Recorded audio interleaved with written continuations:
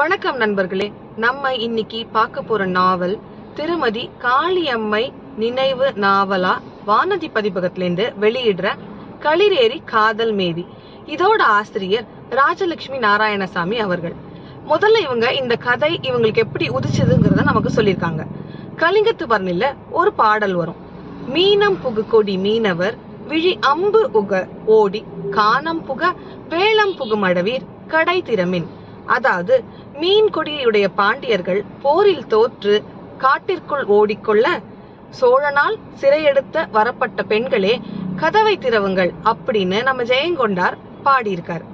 இந்த செயலை படிக்கும் போது போரும் வீரமும் முந்தைய கால மகளிரோட வாழ்க்கையில எத்தகைய தாக்கத்தை கொடுத்திருக்கும் அப்படின்னு ஆசிரியர் யோசிச்சிருக்காங்க. போரோட பெருமையை பத்தி பேச 1000 கதைகள் ஏற்கனவே வந்திருக்கு, இனியும் வரப்போகுது. ஆனா அந்த போரால ஒரு பொண்ணோட வாழ்க்கையில என்னெல்லாம் மாற்றம் வந்திருக்கு அப்படிங்கறத யார் பேசுவா? இதை யோசிச்சு இந்த கதை எழுதியிருக்காங்க. இவங்க கதையில அரசியர், இளவரசிகள், ஆசை நாயகிகள்ல இருந்து சாதாரண பெண்கள் வரை ஒரு போர் அவங்க வாழ்க்கையில எத்தனை மாற்றங்களை கொண்டு வந்திருக்கு அப்படிங்கறத ஆழ்ந்து அனுபவிச்சு சிந்திச்சு எழுதியிருக்காங்க. கூடவே நிறைய வரலாற்று தகவல்களையும் கொடுத்திருக்காங்க. இந்த புத்தகம் நம்ம சென்னை புத்தக கண்காட்சியில 327, 328 ஸ்டால்ல வானதி பதிப்பகத்துல கிடைக்குது. களிரேறி காதல் மேவி, ஆசிரியர் ராஜலட்சுமி நாராயணசாமி.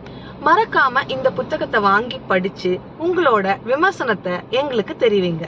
நன்றி, வணக்கம்.